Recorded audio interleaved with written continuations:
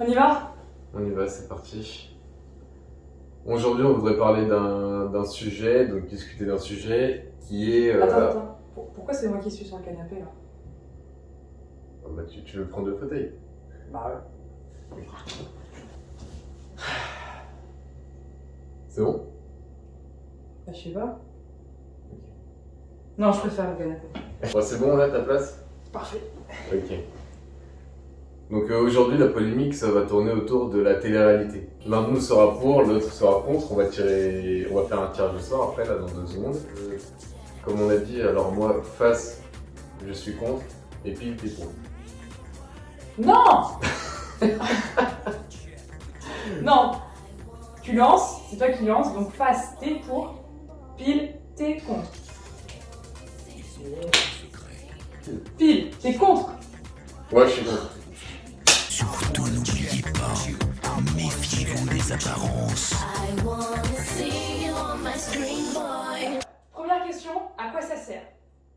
Je vais commencer parce que je suis très inspirée et comme je suis pour la télé-réalité, dans mon fort intérieur, je vais essayer d'expliquer.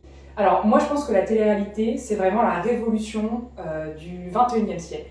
Je pense que depuis Love Story, on n'a pas conçu de programme aussi divertissant et aussi qui fédère, parce que ça fédère un peuple la télé-réalité. La nation française se sent grandie depuis que Dilemme, Secret Story, Love Story, Les Anges, tout ça, depuis que ça existe, en fait, il y a en fait, on a sauvé la souveraineté nationale. Voilà. Donc on a les jeunes qui s'intéressent beaucoup à la télé-réalité. Ça les éloigne de la politique, ça les éloigne de la culture, mais en même temps, ça leur procure de la joie, ça les divertit. Donc moi, je pense que la télé-réalité, c'est clairement un moyen justement, de se retrouver autour des valeurs communes qu'on défend en France. Tu parles de valeurs communes qui sont défendues dans ce programme. Alors, quel genre de valeurs communes, je comprends pas. Parce que tu as parlé de souveraineté nationale, Non, de valeurs communes. Déjà, il y a quelque chose, la télé-réalité, c'est diffusé aux heures de grande écoute. Donc, tout le monde peut regarder. C'est-à-dire que c'est après l'école, les jeunes sont rentrés, c'est avant le dîner, donc on n'est pas préparé dans la cuisine, on n'est pas pris. On peut regarder, on a du temps pour soi. Et on peut regarder cette émission en famille, parce que c'est vraiment adapté à tout public.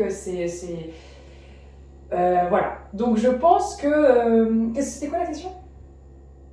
C'était quelles sont les valeurs communes? Ah bah les valeurs communes, c'est des Quelles sont les valeurs communes des valeurs de divertissement, de rire. Ça fait appel à nos instincts primaires, à la colère, à la compassion. Et voilà, c'est quelque chose qu'on a en nous. Voilà, l'instinct, on est avec. Et je pense qu'on est tous au fond, on est avec une part de télé-réalité en nous. Donc en fait, on est comme des animaux et puis nos instincts primaires priment avant tout. Comme et leur nom l'indique, ouais. Ouais, et non, instinct primaire, ça veut pas dire que ça prime. Ça veut dire que c'est les premiers. Ouais, d'accord. Et donc ça veut dire que ça prime sur tout le reste et c'est pour ça qu'on nous le sert et qu'on en aurait le droit d'en abuser même. C'est pour ça c'est comme de manger finalement. Manger, comme c'est un instinct primaire, ça veut dire que je peux manger jusqu'à m'en gaver. Moi, je pense que c'est un divertissement familial, collégial, humain, parce qu'on met en scène vraiment des vraies personnes. Je vais répondre quand même à la question à quoi ça sert. À quoi ça sert, c'est, j'ai l'impression, justement, une mise en exergue de la banalisation. Donc, montrer à tout le monde que c'est banal d'être banal et il faut être heureux d'être banal, de ne rien savoir faire, puisque finalement, on prend des gens, on les met dans un contexte, quelque part, et puis on regarde comment ils vivent. Donc, c'est une sorte déjà d'exhibitionnisme, déjà de la part de ceux qui y participent, et de la part de ceux qui regardent, c'est du voyeurisme. Et je trouve ça un peu malsain déjà. Et le problème, c'est surtout qu'il n'y a pas de recherche de talent, il n'y a aucun talent là-dedans. On prend des gens au hasard, Après, on va voir après déjà qu'est-ce qu'on prend, d'accord, ce sera le prochain point, mais je veux dire, les gens qu'on prend, on voit très bien qu'il n'y a aucun talent, et ce ne sont pas spécialement des chanteurs ni des acteurs. C'est tout l'intérêt de la télé-réalité, c'est que... Pouvoir sauver des gens qui ne savent rien c'est faire. pas sauver des gens, parce que ces gens qui ne savent rien faire, et qui ne sauront jamais rien faire, parce que finalement la télé-réalité va les enrichir, et puis ils vont pas avoir à apprendre un métier. Et tant mieux pour eux, hein, on leur souhaite vraiment tout le bonheur du monde et une très longue vie dans cette discipline. Mais moi je pense que là où tu te méprends, c'est qu'en fait on a besoin, nous téléspectateurs, de se reconnaître à travers ces gens-là et de se dire, mais sans rien faire, la vie peut être géniale. Voilà. De se dire, moi aujourd'hui je me lève, je ne sais rien faire, mais ma vie peut vraiment changer si j'achète cette crème vendue par une telle, si j'achète le produit qu'on m'a placé hier. Alors attends, déjà là c'est pas la même chose, là tu parles de télé-réalité, mais là tu parles des effets de télé-réalité, qu'on se sert de ces personnes, bien sûr. on se sert de ces personnes comme des hommes sandwich. Ah bah bien sûr, c'est une propagande. J'aime bien ce terme d'homme sandwich. Non, merci. Mais ouais, non mais d'accord, mais ça c'est, je veux dire, c'est vrai que c'est en lien avec la télé-réalité, mais ça c'est une des conséquences. Je veux dire, c'est pas la télé-réalité en soi, c'est pas des hommes sandwich. Ah non, pas du tout, ce ne sont pas des hommes sandwich. Alors à la base non, ça n'était pas, mais l'engouement que ça a provoqué, finalement la télé-réalité ce n'est que ça. Et je trouve que c'est intéressant de pouvoir proposer des produits qu'on a soi-même testés, validés. Et on en fait la promotion. Non mais ça c'est ce que font les influenceurs par la suite en fait, une fois qu'ils ont fini la télé-réalité. Oui, bien sûr, mais justement c'est ce que je te dis, c'est qu'ils sont partis de rien finalement. Ouais mais ils arrivent toujours à rien. Ah non, parce que là, c'est des gens qui gèrent leur société, qui sont très fiers de payer leurs impôts en France, tous ceux qui s'expatrient ils le disent, non, on ne vient pas à Dubaï pour les impôts, mais ça... je mets de côté, je trouve que c'est horrible ce qu'on dit sur eux, parce que c'est des gens très honnêtes. Voilà. Voilà, que vous l'aurez pas remarqué quand même, là c'est ironique. Hein. Ah mais moi je suis pour la télé-réalité, de toute façon. Non mais d'accord, mais il n'y a personne qui s'expatrie à Dubaï en disant je paye mes impôts en France. Ils s'expatrient à Dubaï pour ne pas payer d'impôts. Et ça on le sait tous. Non mais non, parce que quand tu regardes, parce que... Mais après je ne vais pas parler d'impôts, moi je m'en Non, d'ailleurs ça va nous permettre d'enchaîner sur notre deuxième point, qui regarde et quel casting, pour parler des gens de la télé-réalité. Donc on va pas citer de nom, parce qu'en fait, moi, je les connais trop bien. Donc je pense que vous allez me perdre. Comme je les connais tous individuellement, que je connais bien leur... comment on dit on est en contact avec la plupart d'entre eux. Non, je connais bien leur biographie, je sais où ils ont démarré, comment ils s'appellent, quelles sont les émissions qu'ils ont faites. Ça va être un peu compliqué, on voudrait pas charger justement cette vidéo qui ne s'intéresse pas à des personnalités en particulier, qui veut vraiment gérer le concept télé-réalité globalement. Moi je pense que le casting, il est aussi basé sur la force de caractère. On choisit pas des gens mous. Il y a deux points à voir quand même, parce qu'il y a une question de caractère, mais après il y a aussi peut-être une question de physique. Donc je sais pas pour le physique. Quoi? Non mais c'est vrai. Alors je parle pas de toi en particulier, je dis pas que t'as pas de physique. C'est pas toi que je vise. Mais il y a deux points à soulever. C'est déjà le point de vue du caractère. Donc toi tu penses que c'est une question de caractère fort. Ouais. Il y a peut-être une question d'intelligence aussi. Parce que caractère fort, ça veut pas dire rentrer dans l'art dès qu'il y a un problème. Ça veut pas dire crier dès qu'il y a un problème, devenir hystérique dès qu'il y a un problème. Sûr, oui, mais bien sûr. Ah mais bien sûr, mais moi quand je dis caractère fort, c'est cette force intérieure. Cette force face à l'épreuve, cette force qui nous permet de résister face aux attaques, face aux haters. Et la télé-réalité, elle tourne sur les histoires justement des prises de bec entre candidats, des histoires d'amour. Donc c'est ce dont je parlais tout à l'heure. Ils montrent leur vie qui est pourrie, qui est aussi pourrie que celle des gens qui regardent. Mais sauf qu'eux ils sont dans un cadre idyllique. Donc les gens regardent et disent oh quand même c'est stylé.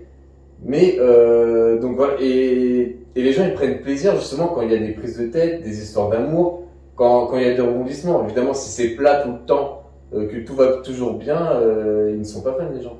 Et ils ne regardent pas. Mais qui regarde? Parce que c'est ça notre deuxième question. Tout le monde un jour s'est dit la télé-réalité c'est pour moi. Et puis ensuite... Non alors déjà il n'y a personne qui s'est dit la télé-réalité c'est pour moi. C'est imposé, enfin c'est imposé. C'est à la télé. Mais si ça a été à la télé, là où je te rejoins, c'est qu'il y a eu sûrement une demande et que la réponse a été de ramener la télé-réalité. Et après, il y a un public. Donc les gens regardent, donc c'est vrai. Il y a des gens qui aiment regarder, ça on va pas nier. Mais c'est pas ça la question. La question, c'est pas de savoir. Enfin, le but final du débat, donc c'est là où le plus intéressant, ça va être le troisième point, c'est quel est l'impact sur les gens. Parce que on ne peut pas être contre sur le fait de à quoi ça sert, ni contre le fait de c'est fait par qui et qui regarde. On ne peut pas être contre les faits, d'accord? Les gens regardent, ce sont plutôt des jeunes qui regardent. C'est plutôt des jeunes qui regardent. Déjà ça, bon, on est d'accord là-dessus, c'est plutôt des jeunes. Moi, je suis pas d'accord. Hein. Moi, je sais que beaucoup de personnes, qui ont même des parents, hein, regardent la télé-réalité. Ça leur plaît parce que justement, il y a eu ce renouvellement. Comme les acteurs de la télé-réalité sont eux-mêmes devenus parents, se sont mariés, les personnes qui ne sont plus jeunes, hein, qui ne s'identifient plus à ces jeunes parce que elles sont passées dans la case des adultes, hein, Justement, c'est ça le truc. Ils visent aussi les chefs de famille au sein d'un foyer avec des enfants. Non, mais alors, il y a plusieurs plusieurs façons de regarder de la télé-réalité. Il y a les gens qui regardent de manière d'un second degré, donc qui regardent un peu en méprisant, mais ils regardent quand même. Est-ce que tu as déjà fait partie de ce genre de personnes? Comment? Est-ce que tu as déjà fait partie de ce genre de personnes? La question n'est pas pour moi. Et il y a une deuxième catégorie de personnes, je pense, qui justement, comme tu dis, s'identifient donc aux personnes qui le regardent. Ok. D'accord?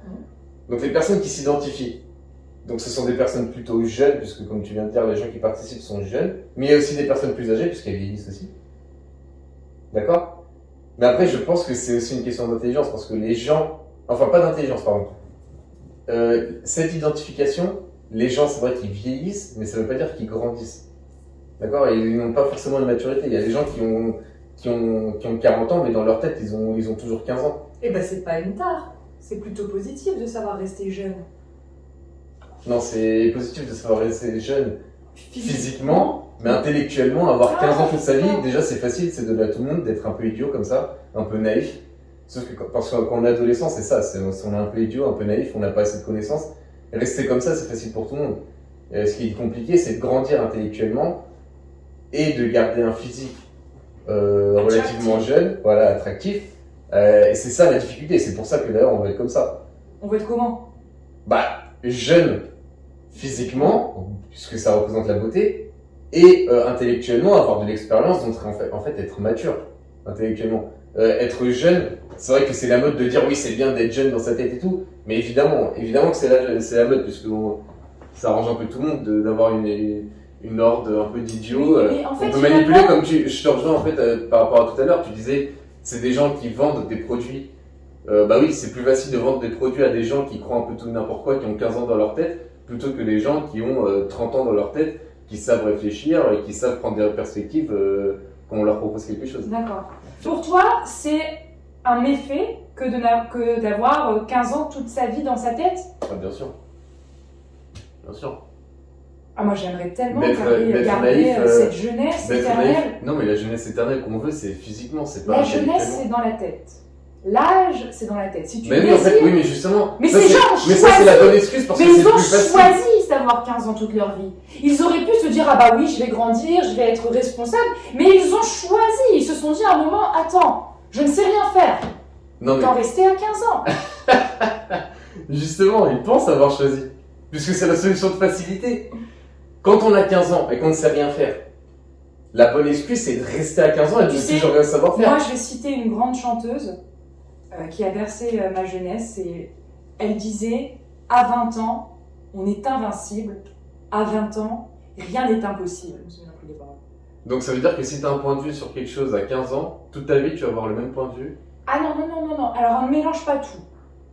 Là, il y a un amalgame, d'accord? En plus, c'est un mot très à la mode en ce moment, donc on va l'utiliser. Il y a un amalgame qui est fait entre avoir 15 ans dans sa tête sans en avoir conscience, c'est-à-dire d'avoir loupé un peu l'évolution de la vie et de s'être laissé aveugler par les programmes et autres, ce qui est rare. Et il y a aussi avoir 15 ans Seulement au moment où on est un petit peu devant la télé-réalité, on se dit là je me vide la tête, je reviens en arrière et je reprends ma posture d'adolescent et ça me rassure. Parce que c'est assez rassurant, hein. Pas de responsabilité, donc là c'est pas là, d'injonction. en fait c'est là où je te rejoins pas, c'est parce qu'en fait déjà C'est que là que tu me rejoins pas, le reste c'était d'accord. Non. Non, bon là je suis pas du tout d'accord avec toi parce qu'en fait, c'est toi qui mélanges deux choses justement. Tu parles des gens qui ont 15 ans dans leur tête. Parce qu'en fait moi je dis justement que la majorité de la population qui regarde, ils ont 15 ans dans leur tête. Parce que déjà, il y a des gens qui ont effectivement 15 ans. Donc oui, ils ont 15 ans dans leur tête.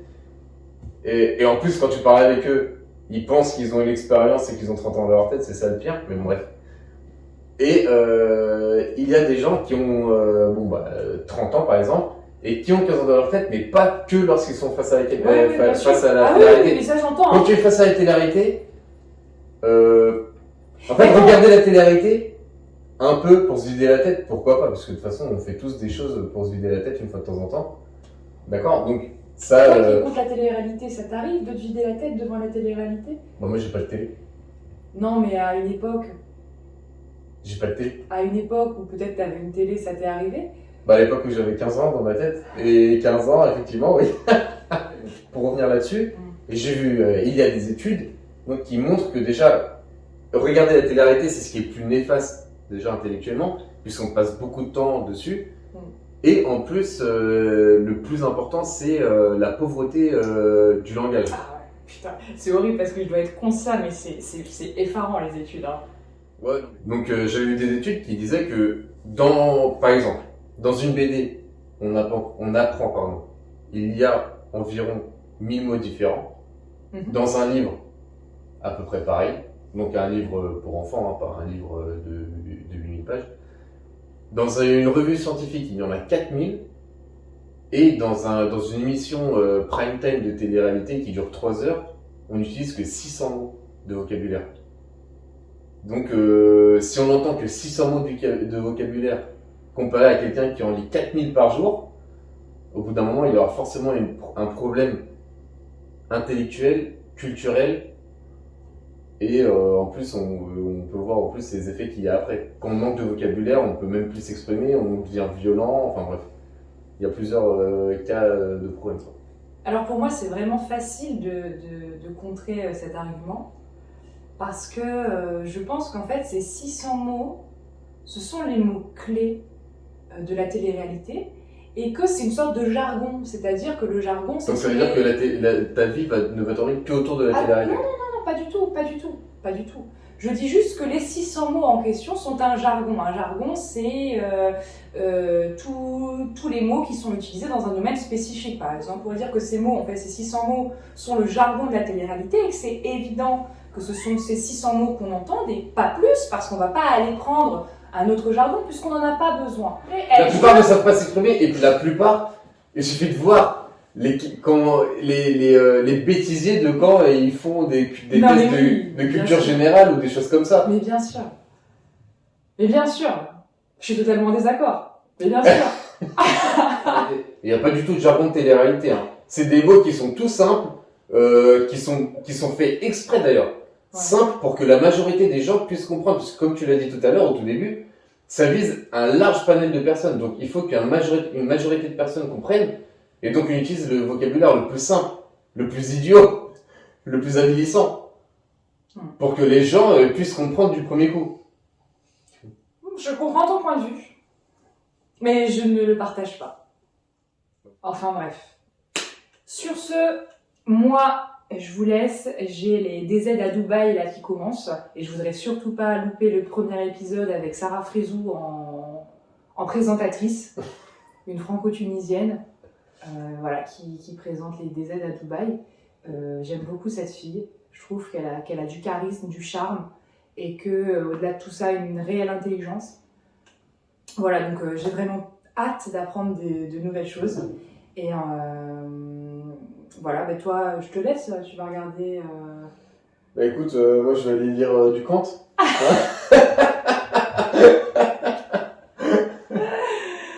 Bon allez. Et puis, on vous laisse départager. Tu t'es bien battu. Dites-nous ce que vous pensez si jamais vous passez par là. Parce que pour l'instant, on n'a que 2 téléspectateurs, c'est nous 2.